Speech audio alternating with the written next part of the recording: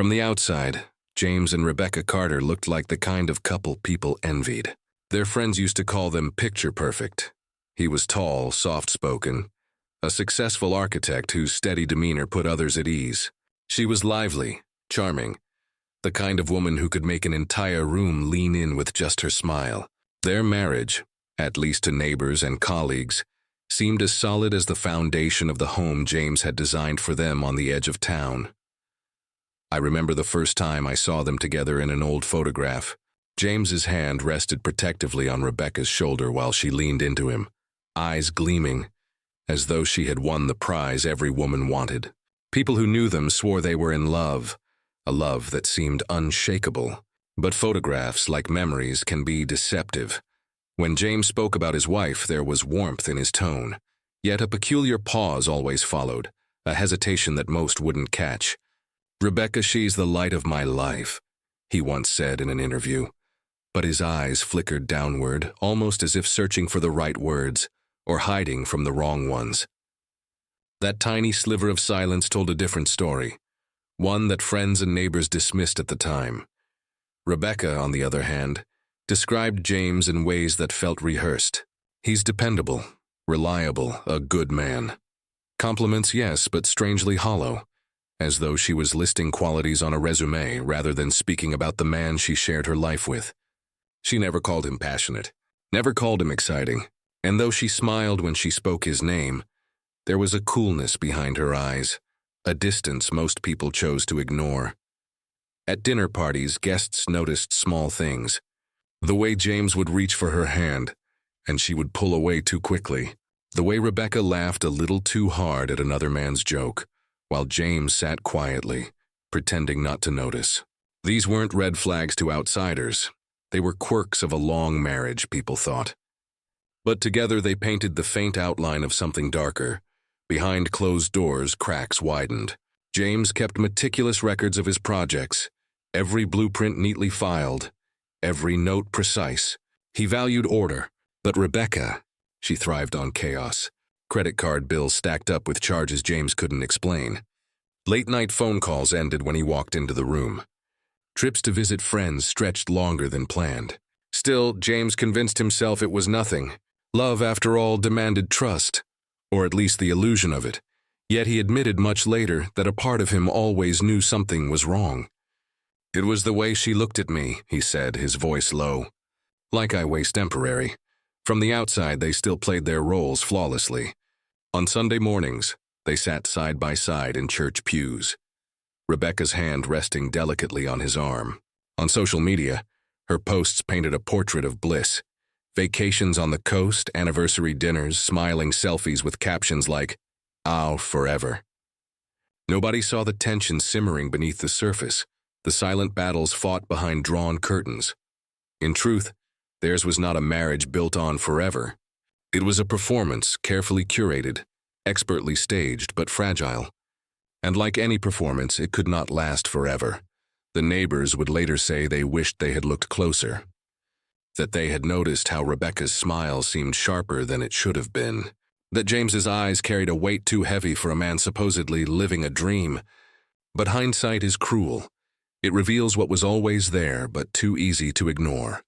As the curtain on their lives began to slip, the perfect couple became anything but. And what lay beneath that polished surface was a truth far more terrifying than anyone could have imagined. Because soon, the Carters' marriage would stop being a picture of love and become the centerpiece of one of the most chilling cases this town had ever witnessed, the cracks in James and Rebecca. Carter's marriage didn't appear all at once. They emerged slowly, almost invisibly, like hairline fractures in glass. At first they were so faint that James convinced himself they weren't there at all. But over time, the silence between them began to carry weight, and Rebecca's smiles, once bright and effortless, shifted into something harder to read. James often described it later as a smile with a secret tucked inside. It was the kind of smile that lingered too long. Lips curled upward, but eyes left cold and distant. Friends who saw her brushed it off as charm, but James, who knew her better than anyone, recognized the difference. It unsettled him in ways he couldn't quite explain. At night, when the house settled into quiet, James would sometimes wake to the soft glow of Rebecca's phone screen. She would be lying on her side, her face bathed in pale light, thumbs moving quickly. If he stirred, she would tilt the screen away and mutter, "Just talking to a friend." Her voice was calm, rehearsed. But the way she locked the phone the instant he leaned closer gnawed at him. One evening, James asked gently, "Who keeps you up so late?" Rebecca looked at him, her secret smile flickering again. "You worry too much." "It's nothing, nothing." The word echoed in his head long after she rolled over and pretended to sleep. He tried to bury his suspicions under layers of logic. Rebecca was social, she always had been. She thrived on conversation, connection, attention. Maybe it was just her way of staying close to people. But the part of him that designed buildings for a living, the part trained to notice when the smallest miscalculation could topple everything, couldn't ignore the pattern. The texts were always after midnight. The smile was always the same. At dinner, he began to notice her absences. She would step away to take a call, and when she returned, her laughter was brighter, almost forced. When he asked what was funny, she dismissed it with a wave of her hand. Just something silly? But James could see it in her eyes, the same distant glint he'd seen in those late-night moments. A look that said her attention, her excitement, belonged somewhere else. Or to someone else. Neighbors remembered Rebecca differently. To them, she was still warm, inviting, quick with a joke. But they admitted later that her charm felt thinner in those months, as though her laughter was more about distraction than joy. One recalled, "She smiled a lot, but it wasn't the kind of smile that made you feel comfortable. It was unnerving." James found himself second-guessing everything. When Rebecca reached for his hand in public, he wondered if it was out of love or performance. When she kissed his cheek at church, he wondered if it was habit or guilt. And yet, despite the whispers in his mind, he clung to the image of their marriage. To admit the truth would mean admitting that the perfect life he had built was crumbling. He told himself it was safer not to know. But deep down, James already sensed what others could not. That Rebecca was carrying a secret. That her smile was less about happiness and more about concealment. And that whatever she was hiding was growing bigger, darker, harder to contain. Years later, when investigators pieced together the timeline, they would point to this period, the late-night texts, the hidden phone, the secretive laughter as the first visible signs, the warning signals that no one, not even James, fully understood until it was far too late, because Rebecca's secret smile wasn't just a quirk of personality. It was the beginning of something sinister, something that would soon transform their picture-perfect marriage into a nightmare. And in the next chapter of this story, that nightmare begins to show its first undeniable proof. The secret smiles and late-night texts were only the beginning. What followed behind the Carters' front door was far more disturbing than what anyone outside could have imagined. To the neighbors, the couple remained flawless, Rebecca tending to her roses in the front yard, James waving politely as he headed off to work. But once the door shut, once the curtains were drawn, their marriage shifted into a different world, one filled with silence, sharp words, and a slow erosion of trust. James tried at first to voice his unease. One night, while Rebecca sat on the couch scrolling through her phone, he asked quietly, "Are you hiding something from me?" Her head snapped up, eyes narrowing as if the question itself was offensive. Then came the laugh, a soft, dismissive sound that made his skin prickle. "You're being ridiculous, James. Paranoid, even. Since when do you mistrust me?"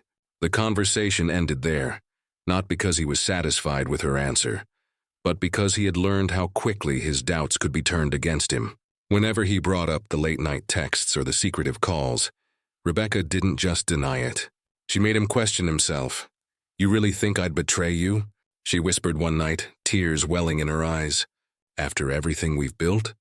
I can't believe you'd accuse me of something so cruel." James found himself apologizing, even though he wasn't the one hiding things. He promised to trust her more, to stop doubting her. But the unease never left. It simply burrowed deeper, festering in silence. This cycle repeated itself until reality began to blur. On some days, he was certain Rebecca was lying to him. On others, he convinced himself he was losing his mind. That maybe he really was paranoid. That maybe the problem wasn't her at all. It was him. Gaslighting, psychologists later explained, is a slow suffocation of the mind, twists certainty into doubt, and turns trust into a weapon. And that's exactly what Rebecca was doing. She began to weaponize his insecurities. If he asked too many questions, she accused him of being controlling. If he grew quiet, she said he was neglecting her. When he tried to explain his fears, she told him he sounded unstable. Over time, James became trapped in a maze with no way out, forced to question whether he could even trust his own perception. He stopped bringing up her phone entirely, though the late-night glow never ceased. He stopped asking about her absences, though her excuses grew thinner by the day. Instead, he told himself that love was patience, that marriage was compromise, and that Rebecca's smiles, those sharp, unsettling smiles, would soften if only he tried harder. But no matter how hard he tried, it was never enough. Neighbors would later recall hearing muffled arguments through the walls, but never the words. They said Rebecca's laughter followed soon after, light and dismissive, while James's voice dwindled into silence. One described it as the sound of someone giving up. James, in private, began to withdraw. His once neat blueprints piled up unfinished. He spent longer hours at the office, claiming deadlines, though in truth he was simply avoiding home. When asked about Rebecca by friends, he smiled tightly and said, "She's fine. We're fine." But the pause that followed betrayed him, just as it always had. The truth was, he no longer knew what fine meant, and yet, despite the suffocation, James never left. He told himself he had made vows, that marriages were meant to endure storms. But the storm inside his home wasn't passing. It was gathering strength, turning each day into a battlefield of whispers, silences, and subtle manipulations. What James didn't realize then was that he was already losing himself. Piece by piece, his certainty, his confidence, his peace of mind were being stripped away. And Rebecca? She seemed to thrive on it. The less he trusted himself, the more power she held. Behind closed doors, the Carters' marriage was no longer a partnership. It was a prison. And James was its most obedient prisoner, but soon the walls of that prison would begin to crack. And what spilled out would reveal that the secret smiles and manipulation were only shadows of something far darker waiting to emerge. The prison James lived in was invisible to the world, but its weight pressed heavier with each passing day. Rebecca's gaslighting had worn him thin, and though he no longer trusted his instincts, small details still whispered to him. Whispers he could not silence. One of those whispers led him to the study one quiet afternoon. Rebecca had left the house in a hurry, saying she was meeting a friend for lunch. James sat at his desk, trying to work on a new design, but his focus fractured again and again. His eyes kept drifting toward the small cabinet tucked into the corner of the room, one of Rebecca's, rarely touched, always locked. He had seen her open it once, quickly, carelessly. The sight had nagged at him ever since. Now, with her gone and silence hanging thick in the house, curiosity gnawed at his restraint. The lock was old, flimsy. A gentle tug with a letter opener was all it took. When the drawer slid open, James felt as though he had cracked open a coffin.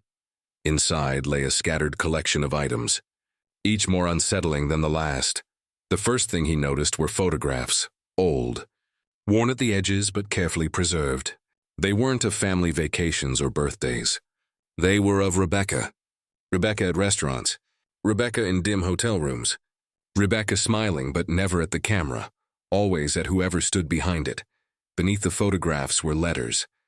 Handwritten, intimate, filled with words that no husband should ever read about his wife. Can't stop thinking of last night. You're all I dream of. When will he be gone so we can be free?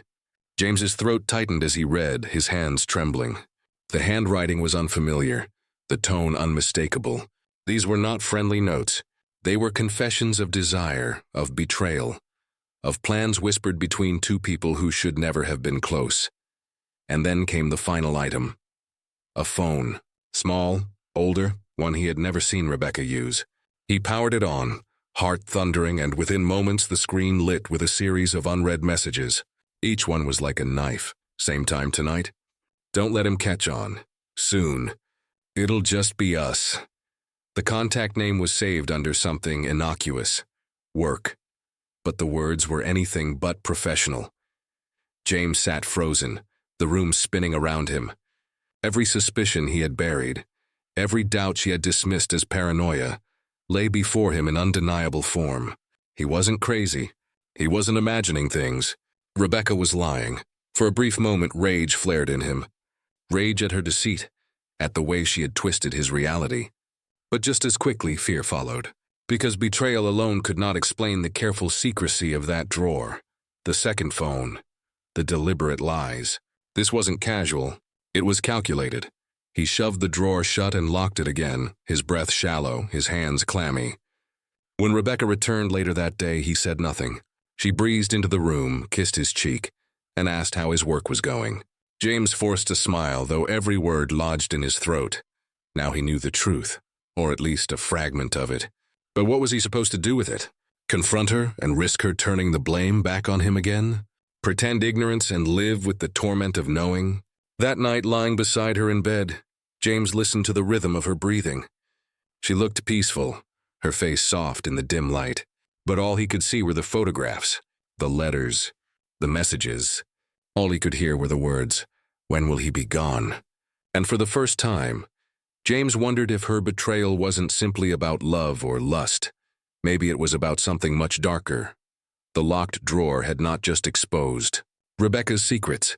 It had planted a seed of dread in James's mind. A seed that would soon grow into terror, as he realized just how deep her deception truly ran. Because the truth inside that drawer was only the beginning. The drawer changed everything. James could no longer tell himself the doubts were imagined. The photographs, the letters, the second phone, they were proof of a life his wife had hidden from him. But proof of what exactly? An affair? A plan? Something worse? The messages replayed in his mind over and over. When will he be gone so we can be free? Each time he heard those words, the meaning seemed darker. Gone could mean many things, and that was what frightened him most. He began watching Rebecca more closely, memorizing her movements, her excuses. But it wasn't just Rebecca he noticed now. It was the presence of someone else. A shadow. A figure who didn't belong in his world but lingered just beyond its edges. At first, it was subtle. A car parked across the street longer than it should have been. A man leaving the cafe where Rebecca claimed to be meeting a friend, just as she appeared minutes later. James couldn't see his face clearly, only the outline, but the shape was consistent. Broad shoulders, a steady gait, the kind of man who didn't hurry. James tried to tell himself it was coincidence. Cities were full of strangers, after all. But then came the phone call. Late one night, their house phone rang. An unusual occurrence since nearly everyone used mobiles now. James answered, his voice thick with sleep. On the other end was silence. He almost hung up, but then a man's voice whispered, low and certain, "She won't always be yours." The line went dead. James sat upright, his skin prickling, the words echoing in the dark. He glanced at Rebecca sleeping beside him, her breathing steady. He wanted to shake her awake, demand answers. But the memory of her gaslighting stopped him cold. She would twist it, turn it, insist he imagined it, and part of him feared she might already know who had called.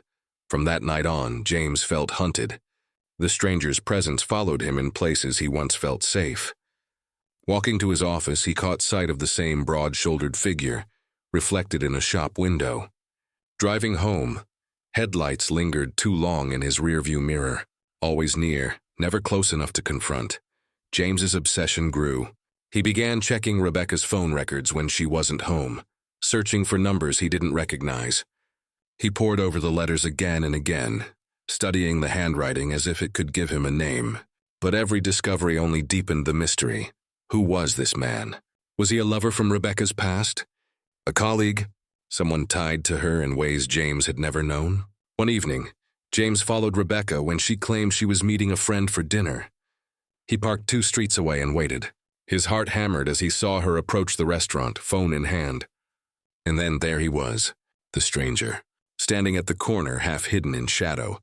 Rebecca's face lit up with that same secret smile, the one James had come to dread. She didn't see James. She didn't even glance behind her. She walked toward the man with a familiarity that made James's stomach twist. They didn't embrace. They didn't touch. But the way they looked at each other, like conspirators, not lovers, was enough. James didn't confront them. He couldn't. He drove away that night with his hands shaking on the wheel, his mind spinning with fear. The stranger wasn't just a threat to his marriage. He felt like a threat to his life. The shadow had stepped into their world, and James knew it would not step back out. What terrified him most was the realization that Rebecca wasn't resisting it. She was welcoming it. And as the days passed, James understood something chilling. This stranger wasn't a new presence. He was part of Rebecca's past, a past she had kept locked away, until now. Whatever sins tied her to this man, they were bleeding into the present. And James was caught in the middle, trapped between fear of what Rebecca might do and obsession with uncovering the truth. But the deeper he dug, the more he would discover that some truths are far deadlier than lies. James couldn't keep silent anymore. The shadow of the stranger, the phone calls, the photographs, everything had been pressing against his chest like a weight he could no longer carry.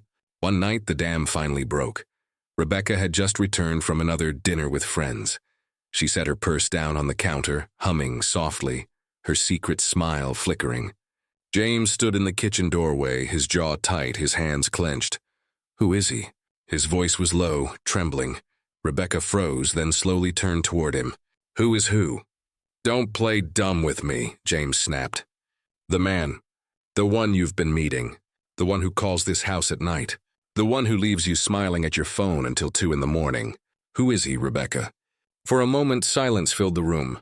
Then she laughed, a short, sharp sound that cut into him. "You've lost it," she said, shaking her head. "Do you even hear yourself? You're paranoid, James, completely paranoid. I saw you," he pressed, voice rising, "at the restaurant with him. Don't you dare tell me I imagined it." Rebecca's eyes narrowed. "So now you're stalking me, following me around like some creep? Do you know how insane that sounds? You've been working too much. You're tired. You're not thinking straight." His chest burned. "Stop turning this on me. I found the drawer, Rebecca. The letters. The phone. You can't talk your way out of that." Her face hardened. She took a step closer, her voice dropping into a whisper laced with venom. "You went through my things. You've been lying to me," James shot back. "Don't act like I'm the villain here." Rebecca's eyes glistened, and suddenly her voice cracked with a practiced tremble. "After everything I've done for you, this is what I get? Accusations? Snooping? God, James, do you even love me anymore?" The sudden shift rattled him. Just minutes ago, he was furious, certain. Now her words coiled around him like chains. "Do you even love me anymore?" The question dug into his guilt. His voice faltered. "Of course I love you. But nothing," she interrupted, her tone sharper now. "You've been imagining things, seeing shadows where there are none. You're letting your insecurities eat you alive, and you're dragging me down with you." James's anger sputtered against the tide of her manipulation. Every time he tried to speak, she was quicker, sharper, twisting his words into daggers aimed back at him. "You think I don't notice how you've been staring at me? Doubting me? You're suffocating me, James. You're the one ruining this marriage." His fists trembled at his sides. He wanted to shout, to demand the truth, but the gaslighting worked its poison. The photographs, the letters, the messages, they were real, weren't they? And yet, under Rebecca's piercing gaze, he felt like the madman she painted him to be. Finally, his voice cracked. I just need you to tell me the truth." Her eyes softened and she stepped closer, touching his face with chilling gentleness. "The truth is you're tired. You're imagining things because you don't trust yourself anymore. But I love you, James, I love you." Her words were tender, but her smile wasn't. That same secret smile returned, the one that told him everything was a lie, and yet he said nothing. Because in that moment, James no longer trusted himself enough to fight. The first explosive confrontation had ended not with answers, but with deeper confusion. And in the days that followed, the shadow of the stranger and Rebecca's terrifying hold would only grow stronger. The night air was heavy when I pulled into the driveway, the hum of the car engine the only sound breaking the silence. The house loomed darker than usual, the porch light off, curtains drawn. Something about it set me on edge. Maybe it was the residue of our last argument still clinging to me, or maybe it was instinct whispering that tonight would be different. When I stepped inside, The smell hit me first. Metallic, sharp, unmistakable. Blood. My stomach clenched as I flipped on the kitchen light. That's when I saw it. Dark red streaks across the tiled floor, thick smears leading toward the sink. My breath caught in my throat. "Anna," I called out, voice cracking. Her reply came from the living room, unnervingly calm. "I'm here." I followed the sound and found her sitting on the couch, perfectly composed as if she had been waiting for me. Her phone rested on her lap, her posture almost rehearsed. But her hands were trembling ever so slightly. "What happened in the kitchen?" I asked, trying to steady my voice. She tilted her head, offering me a smile too serene for the moment. "Oh, that?" I dropped a glass. Cut myself trying to clean it up. The explanation should have been simple. Believable even, but the words didn't match the scene I had just witnessed. There was too much blood. And no broken glass. I took a step closer. "Where's the glass, then?" Anna's eyes flickered just for a second before she answered. "I threw it out. I didn't want you stepping on it when you came home." The dread in my chest tightened. She was lying. I could hear it in the way her tone flattened, in the way her gaze lingered just past me, not at me. My eyes darted back toward the kitchen, searching for a trash bag, but the bin was empty. "Show me your hand," I demanded. Her lips curved again, a smile without warmth. Slowly, she lifted her right palm. A shallow cut stretched across her skin, but nothing near enough to account for the amount of blood I'd seen. "That's it?" I whispered. "What do you mean?" She countered, feigning confusion. "There was so much, Anna, there was too much blood." She sighed then, almost theatrically, and leaned back against the couch cushions. "You're seeing things again. You've been stressed, paranoid. You twist everything into something it's not. Gaslighting again. Just like before, except this time the stakes felt different. This wasn't a text or a drawer or shadows in my mind. This was real, undeniable. I had stepped in it. I had smelled it. No, I said firmly. Not this time. I know what I saw." She stood then, smoothing down her dress, and walked past me toward the kitchen. "If it bothers you that much, I'll mop it again." "Will that make you feel better?" Her casualness chilled me more than the blood itself. She moved like someone with nothing to hide, yet every fiber of me screamed that she was hiding everything. I followed her, watching as she filled a bucket with water, dipped the mop, and began scrubbing at the stains. The red diluted, faded, and disappeared beneath her strokes, as if erasing the evidence before my very eyes. "See?" she said softly, glancing up with that same unsettling smile. "Gone, just a mess, nothing more."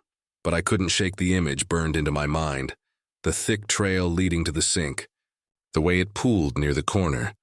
Too much for a single shallow cut. And then I noticed it, a faint smear on the cupboard door, high, too high for a spill. It looked like a handprint dragged sideways. My pulse pounded in my ears. If that wasn't hers, whose was it? I wanted to confront her, to demand the truth, but something in me froze. The smile she wore wasn't just unsettling, it was threatening. For the first time, the thought entered my mind fully formed, undeniable. My wife might be dangerous. As she wrung out the mop, humming quietly to herself, I backed away, my heart hammering, and in that moment I knew I couldn't keep ignoring the shadows. Whatever was happening here was no longer just manipulation or secrets. It was something far darker, something that could cost me everything. The image of the blood wouldn't leave my mind, no matter how hard I tried. Even after Anna scrubbed the tiles clean, even after the mop water had turned a cloudy pink, I could still see the stains in my head, bright as ever. I barely slept that night, and when dawn broke, I made a decision. For the first time since the doubts began, I picked up the phone and called the police. The voice on the other end was calm, almost routine as I stumbled through my explanation. Blood on the kitchen floor. A cut that didn't match, my wife acting strange. They told me someone would come by. I hung up before Anna could walk into the room. 2 hours later, the knock came. Detective Harris introduced himself with a firm handshake, his presence steady but not overbearing. He was middle-aged, with tired eyes that had probably seen more than their share of lies. He carried a notebook in one hand, a badge glinting on his belt. "Sir, you reported a disturbance?" he asked, voice clipped, professional. "Yes," I said quickly, stepping aside. It's about my wife." Anna appeared almost instantly, like she had been listening. Her smile was sweet, practiced, the perfect hostess. "Detective, what seems to be the problem?" I opened my mouth to answer, but Harris lifted a hand, stopping me. "I'd like to hear from both of you," he said evenly. We sat at the kitchen table, the same table where I had eaten countless dinners, now feeling like the stage of a trial. Harris flipped open his notebook, pen poised. "Mr. Walker, you mentioned blood?" "Yes," I said, trying to keep my voice steady. "Last night, on the floor near the sink. It wasn't from her hand, it couldn't have been. It was too much." Harris turned to Anna. "Ma'am?" She gave a small, apologetic laugh. "I cut myself cleaning up some glass. My husband overreacted. He's been under stress lately. Work, finances, you know how it is." Her tone was gentle, almost pitying, and it burned. She was painting me as unstable before my eyes. "Detective, she's lying," I snapped. "There was no glass, no trash. Just blood." Harris scribbled something down, then looked between us.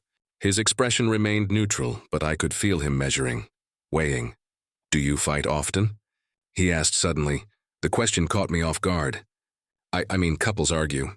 But Anna cut in smoothly. "He's been paranoid. Always asking where I've been, who I'm talking to. I love him, but sometimes he sees things that aren't there." Her words sliced through me sharper than any blade. I wanted to shout to defend myself, but Harris's eyes were on me, waiting. "Mr. Walker?" I clenched my fists. "She twists everything. She's hiding something, I know it." Silence stretched. The only sound was Harris's pen scratching against paper. Finally, he leaned back in his chair. "I'll be honest," he said, voice low. "Right now, I don't see enough for a crime report. But I do see a lot of tension here." "And tension like this?" He tapped his pen against the notebook. "It usually means there's more under the surface." Anna placed her hand over mine, her touch cold. "Detective, I assure you everything is fine." Harris studied her for a long moment, then me. "Maybe, but I'll be checking in. Don't think this ends here." With that, he stood, leaving a card on the table. His footsteps faded, the door closed, and the house fell into silence again. But the silence wasn't relief. It was suffocating. Anna's smile returned, sharper than ever. "Now look what you've done," she whispered. And in that moment, I realized the detective hadn't just stirred questions in him. He had stirred something far more dangerous in her. The silence after Detective Harris left lingered like a storm cloud over the house. His card still sat on the table, untouched, its presence louder than any accusation. Anna moved around the kitchen as if nothing had happened, humming under her breath, but every note seemed off-key, discordant. I couldn't shake Harris's words. Tension like this usually means there's more under the surface. More under the surface. That night, while Anna slept, I sat in the living room with the card in my hand. My fingers itched to dial the number, but fear rooted me in place. What if I really was paranoid? What if she was right and I was seeing shadows where there were none? But then I remembered the blood, the locked drawer, the texts from the stranger. No, it wasn't just in my head. The next morning, Harris called me first. His voice was calm, but there was a gravity behind it. "Mr. Walker, I'd like you to come down to the station. There's something you should see." My chest tightened. Does this have to do with Anna?" There was a pause. "Just come." At the station, Harris slid a file across the table toward me. My hands trembled as I opened it. Inside were photographs, grainy surveillance stills, blurred but recognizable. Anna, standing outside a motel, meeting a man whose face I'd seen only once before, in the messages on her hidden phone. The stranger. But that wasn't the worst part. Harris flipped another page. A police report dated nearly 7 years ago. The man's name, Daniel Cross. He wasn't just anyone. He was tied to an unsolved case. A violent altercation that ended with another man missing, presumed dead. And Anna's name was there too. Listed as a witness, my stomach dropped. This can't be right. She never told me she didn't, Harris said flatly. Which is why you need to ask yourself why. Cross was the primary suspect, but the case collapsed. No body was ever found. Your wife gave a statement, claimed she barely knew him. But these photos tell a different story. I stared at the images. Anna, her hair pulled back, her smile faint, almost secretive. Daniel beside her, his hand on her back like they belonged to each other. My marriage wasn't just cracked. It had been built on lies from the start. But why? Why come back now? Why is he here again? I asked, voice breaking. Harris leaned forward. That's what we're trying to figure out. Men like him don't just vanish for years and return without reason. And women like her, he stopped himself, then added, I'd be careful, Mr. Walker, very careful. When I returned home, Anna was in the garden pruning roses. Her hands were steady, her movements calm, as if her past wasn't catching up, as if her secrets weren't about to consume us both. I couldn't look at her the same. That evening, I tested the waters. Anna, do you ever think about the past? About people we once knew? Her clippers froze midair. Slowly she turned, her smile cool. Why do you ask? I swallowed hard. No reason. Just curious. Her gaze lingered a second too long before she went back to trimming. Curiosity can be dangerous, love. Her words echoed in my head all night.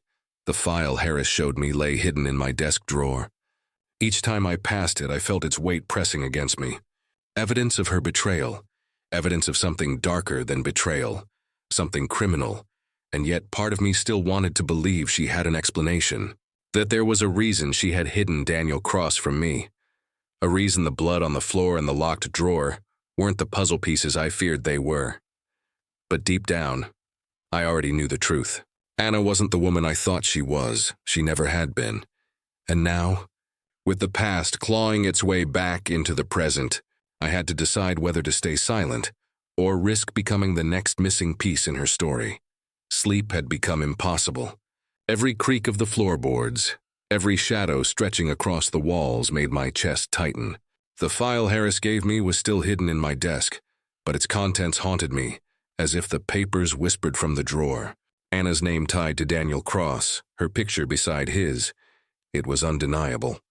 That night, the house felt heavier than usual. The air was thick, suffocating. I sat alone in the living room, the clock ticking too loudly. At some point, I must have drifted, because I startled awake to the sound of footsteps. Anna stood in the doorway, a silhouette against the hall light. She wasn't smiling this time. Her eyes glinted with something sharp, unreadable. You've been quiet, she said softly, almost tenderly. Too quiet, I didn't answer. My throat felt dry. She walked closer, her robe brushing the floor. Do you think I don't notice? The way you look at me now, like I'm a stranger? Her words were a knife in the dark. I tried to steady my voice. Maybe because you are. Silence stretched between us, brittle. Finally, she sat down across from me, folding her hands in her lap. Her shoulders slumped, her expression tired, almost human. Fine, she whispered. You want the truth? You'll have it, but don't think it'll make you feel better. The room seemed to shrink around us.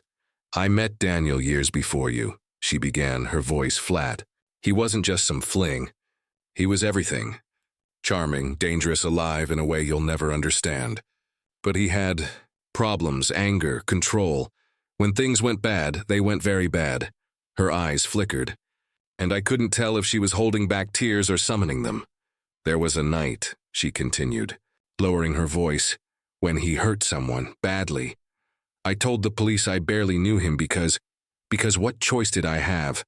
If I told the truth, he'd drag me down with him, and maybe I deserved it. But I chose survival. I leaned forward, pulse pounding. So you lied. You protected him. I protected myself, she snapped, her mask slipping. You think it's easy being a woman caught in a man's storm? He used me, twisted me, made me into something I didn't want to be. But when it was over, I buried it.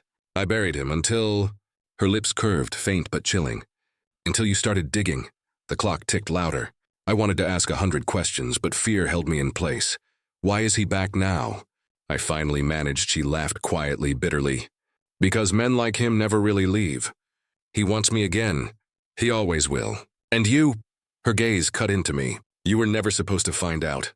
My chest tightened. So what am I to you, Anna? A cover? A shield? Or just someone to keep the bed warm while you wait for him? Her expression hardened. Your stability. You're the life I needed after the storm. But don't confuse that with love, love. That was Daniel. The words struck harder than any blow. I sat frozen, my marriage reduced to ash in a single breath. She leaned closer, her whisper colder than the night air. But don't you dare judge me. I've done what I had to do to survive. You think you'd have done better? I couldn't speak. My world had collapsed, but she sat across from me, calm, composed, as if she hadn't just confessed to lies, betrayal, and blood. Then she stood, her robe trailing behind her, and walked back down the hall. "Now you know," she murmured. "Try to sleep with that." The door shut softly, leaving me in darkness, and for the first time I realized her confession wasn't closure. It was a warning. Her words stayed with me long after the echo of her footsteps vanished down the hall. "Now you know. Try to sleep with that." But there was no sleep, only the endless turning of possibilities. Anna's confession had been both a truth and a performance, half victim, half manipulator. I replayed it in my head until dawn painted the walls gray. By morning, I was clutching Harris's card, thumb rubbing the edge raw. One call and everything would be out in the open. The lies, the blood, the shadow of Daniel Cross. Yet the phone weighed heavy, as if dialing would mean severing the last thread that bound me to the woman I had once sworn to love. When Harris finally called instead, it was like fate making the decision for me. "Walker," his voice rasped. "We've got something new. A tip came in. Cross has been seen again downtown.